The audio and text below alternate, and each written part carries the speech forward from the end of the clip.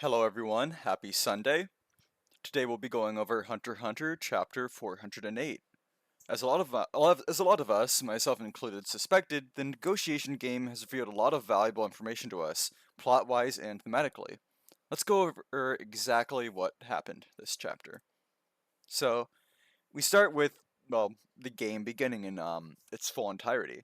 So Borkson picks aim first, and deduces that Morena has around 25 followers. She's pretty much only 3 people off, which is impressive.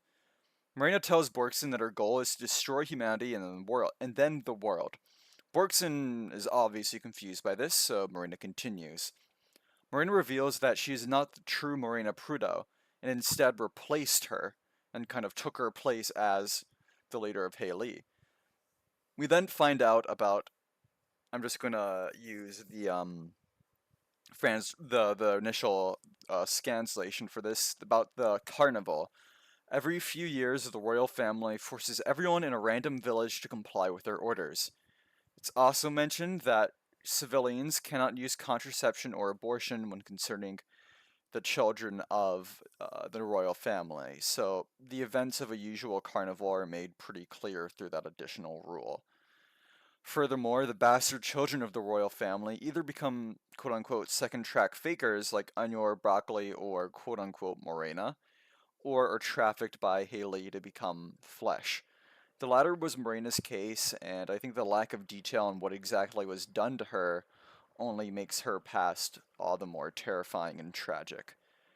The festival has continued to the present day, even post democratization, hence Morena's desire to destroy the royal family and the world. Borkson loses the Joker card and then picks the Power card. Morena explains her ability in a way we pretty much already knew about, but Borkson thinks that she can't support Morena even though she's not that fond of Kakin. She can't support the mass murder that Morena's conducting, and she thinks that she needs to escape the situation somehow. Morena explains how Dogman sniffed out Borkson. Dogman also saw Cruella, which excited him. It's pretty funny that Cruella has his reputation as like an MMA fighter, which I mean, it makes sense in a world for people who don't have access to Nen, but you don't really think of Cruella as like this pro wrestler or anything like that, right? Or even a martial artist in the traditional sense. Marina says that according to her, specialists are about 0.033% of all Nen users. So a very, very small amount, 1 in 3,000 is, I think, what she says. They're very rare, but there are enough people on the ship that she could find someone else to replace Borkson if need be. It's kind of saying, like, it'd be nice to have you on our side, but if we find another specialist, you're pretty much disposable to us. Marina talks a bit about specialists. They can learn Nen more freely, but they may not realize that they are specialists at first. It's also worth noting that while they can learn pretty much every type of Nen, it won't be as effective as someone of that category. So, specialists can use enhancement abilities reasonably well, but not to the extent that an actual enhancer would. Marina's ability apparently uses all 5 of the other Nen types, which is impressive and interesting, and it makes a degree of sense. Or I mean, it makes sense to me from what we know about it. Borkson loses yes and picks the no question mark card. Marina explains that no basically spells death for Borkson. X meanwhile will let Borkson leave. Marina would do her best to leave her and her friends alone, but Borkson just loses X right after that. She's stuck with no and return, which in her own mind means death or survival. Before the game can continue, however, martial law is declared after pretty much the entire batch foreshadowing it. We're at that point in the arc. Things are definitely going to become more intense. So here's some interesting panels. Um, I don't think I need to explain too much the implications of this. This is meat, this is flesh. The hole in the meat implies what Morena was used for when she was growing up, which is just twisted and tragic in numerous ways. This is an interesting panel as well when Morena talks about her mom not being aware of even having given birth to her. Obviously, the cavity here looks like a certain orifice of the body, but to me, it also might be the splitting of the Red Sea. Um, and it ties in with like Marina's whole kind of Christ-like aesthetic with the crown of thorns, so that could be a reference to that. I like this panel when Morena's talking about how often these carnivals take place. And as we see, there are about 8 people here, tying with how many carnivals have occurred. Coincidentally, that's the same amount of wives Nasubi has had. Maybe these carnivals occur every time he gets married. We're not. No, that's just a theory that I have, and it might not necessarily be the case. But it looks like 8 people, maybe just someone representing each generation. It's pretty hard to tell. Where's the children maybe being marched as they're trafficked? I like the contrast between Morena's expressions here. Even though she's saying she's gonna destroy humanity, she looks very innocent. Like this is the outer shell she puts up, a performance, as I've been talking about in the last few videos. But then we see her kind of true inner, her true self or her true feelings, with this very well drawn cut to her eyes, which are hollow and hateful and agonized. Another kind of drawing of a skull tying in with what we saw with Netero's death and the in 401 as Long He described beyond. Togashi loves his skulls. This is drawn well. I like the various cards falling around it. And lastly, it is interesting to note that Morena does seem genuinely surprised by the declaration of martial law. So it might not necessarily have been a plan for her, or at least she didn't expect it to happen so soon. Let's talk about Morena a bit more. So I have a question mark because we know that she isn't the real Morena Prudo. She replaced whoever that was, that second track faker. But I don't necessarily think that we need to know more about her identity. She's kind of like the downtrodden. She's the person. She's quite literally the bottom rung of Kakin society. She doesn't have to be necessarily her own person as long as she stands for what she represents for. And it's interesting to think about how the troop, or rather the kids of Meteor City, as their crimes, as they weren't really considered humans legally, how Gyro, who considered himself no one, and how Morena, here in this chapter, were all treated like nobodies, like literal no ones in the sense that they did not have identities in relation to the society or the situation that they grew up in.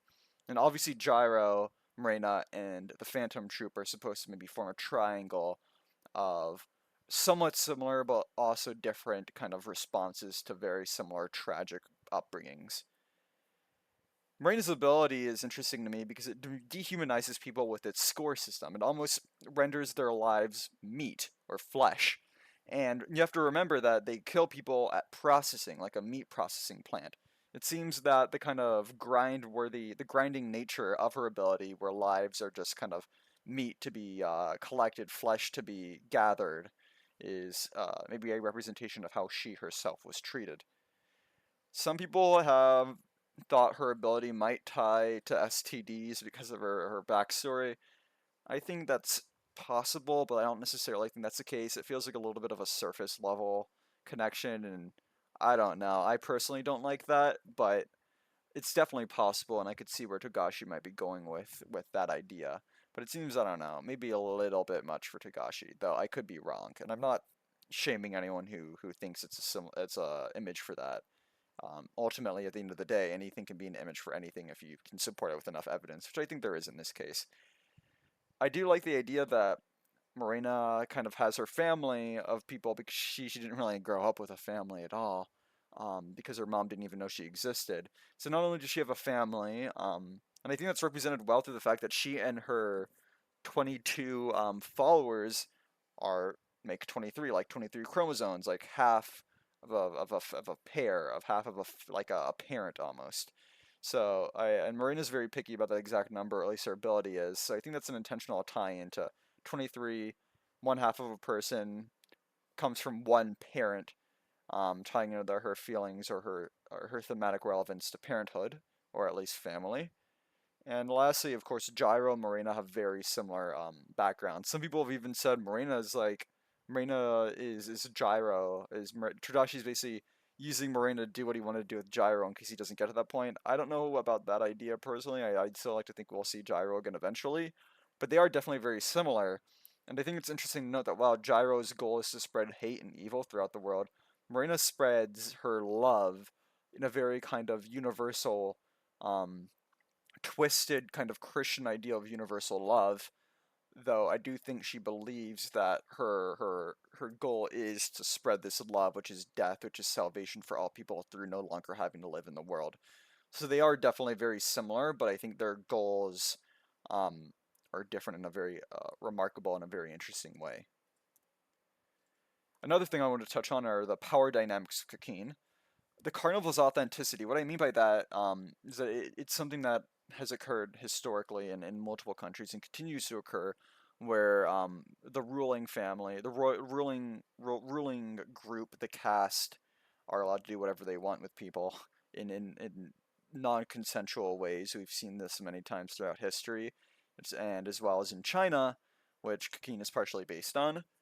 Um, the events of the carnival very much echo the idea of classification and castification that we've seen in Cooking, where people are grouped up very often, like the servants or those who serve and others, or the one track fakers, or and the flesh.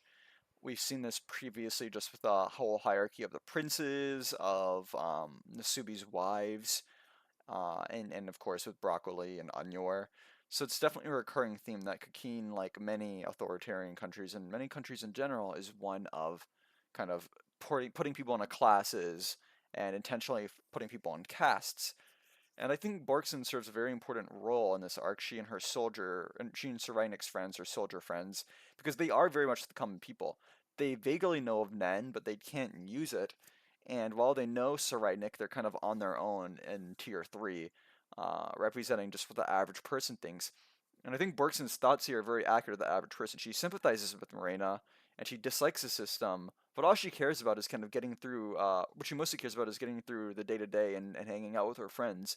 And some people might fault her for that, but I think it is kind of, I don't think there's anything inherently wrong with that, even if she isn't inherently trying to do good. She isn't trying to change the system, but she does at least feel sympathy for Morena, and she definitely doesn't want to go along with killing people. So yes, is she a good person? No, not necessarily, but she's not a bad one either. She's very much the common man, and I think that's a very important role for her to serve, especially as she speaks with Marina in these chapters. And lastly, kind of tying into this idea of classification and castification, there's this very old volume excerpt of Cyrenix basically saying, when I become king, I want to separate useful trash and useless trash, flesh and the one-track fakers, those who serve and others. We've seen these binary sorting systems twice in this chapter, and they both are very similar to Cyrenix's kind of outlook. And I could have seen this to be a direct consequence of these carnivals and how the royal family is kind of pigeonholed into believing that these people, like people, really truly belong in just two groups. And whether or not this is an exception on Cyrenix's part, or if he represents the outlook of, at least to a certain degree, most of the princes, remains to be observed. But I do think it's notable that he has this binary sorting system, just like, of course, the the carnival and the flesh versus the one track fakers and those who serve and others. Now here's some theories that I'd like to bring up. They aren't all necessarily mine, but I think they're at least worth mentioning. There's some speculation that the carnivals are linked to the Kurta clan massacre or the kidnappings in Meteor City. As far as we know, these events only occur in Kakin, but we do see the two artists during the Phantom Troop backstory. He looks very much like this man with Cyrenix, who we know was once a member, who we know through Borkson was once a member of Haley. So there could be that he's at least connected to Meteor City, and that might be connected to, of course, the festivals, and maybe the Kurta clan is involved somehow. There's just so many unknown variables with that incident.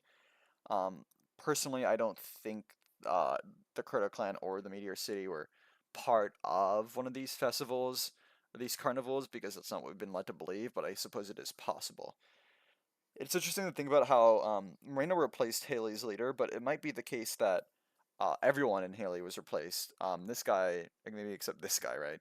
But it's hard to believe that Morena would keep the same people around. Maybe all 22 of her followers, maybe they're not necessarily bastard children because their faces aren't scarred, but they at least replace the previous members of Haley and kind of reform the group from the inside, like Nobunaga was saying in I want to say chapter 405, that it is likely that the Haley family we know right now is a fake one, and he was right on the money. Um, and it is interesting to think about what the history is. I do think that maybe Liz North, who we saw in 406, or 405. Yes, I think it's 4. Yes, 405. Saras's killer could have been the previous leader of Haley, considering we saw the tattoo guy with him. So that is a tie-in between the Meteor City, Haley, the tattoo guy, and then Morena eventually replacing the leader, who could have been Liz North. Um, the rest is some right next friends. This is a funny theory I've seen where if we look at the Nen chart, Berkson is at the bottom here representing specialization, and she kind of has that central role because the specialist is a very unique role, while the friends around her, Serenic's friends around her, and her friends around her really, could be these other Nen types. I mean, it's a funny theory. I don't know if all of them will get Nen, but it could be a little tongue-in-cheek reference from Togashi showing that each of these people correspond to one of these little Nen these Nen types. It's a funny theory. I don't know if it'll really come to fruition, but it could be. And then martial law was announced, and all we really know about what we mostly know about martial law, obviously, other than the fact that it gives Benjamin a great advantage, is that it does have to go through a trial process. So for martial law to be declared so quickly, there has to have been a rather drastic cause. It could have been. It's most like one example is not necessarily a prince dying, but rather a mafia benefactor dying. Sereinig, Zhonglei, and Loserus. Now, I would say Loserus is the most likely of the three, considering Melody, and Kaiser's assassination plan. Um, I do think that that could be possible as well. There could also have been a riot concerning Helkenberg's death, or Halkenberg attempting some sort of plan. Maybe he took over Benjamin and declared martial law. I don't know if that's the case, or maybe he just tried something and Benjamin found out, or he found out that Halkenberg was in Balsamilko's body. Could have been something involving Kropika's training, like the have not trying to kill Wobel. Or it could have been even Hisoka and Bono or Krollo. There's something drastic enough to get through this court quickly, or it was a combination of many factors reaching a boiling point. So, looking at next chapter. The preview read, Chaos breaks out in Succession War, which doesn't really tell us a lot. We might see the consequence of the game, whether or not it's interrupted. Maybe did they just drop the game, which I don't think is too likely. Then probably comment on it. Maybe Finks and Phaeton come in, and Borkson will either escape or die.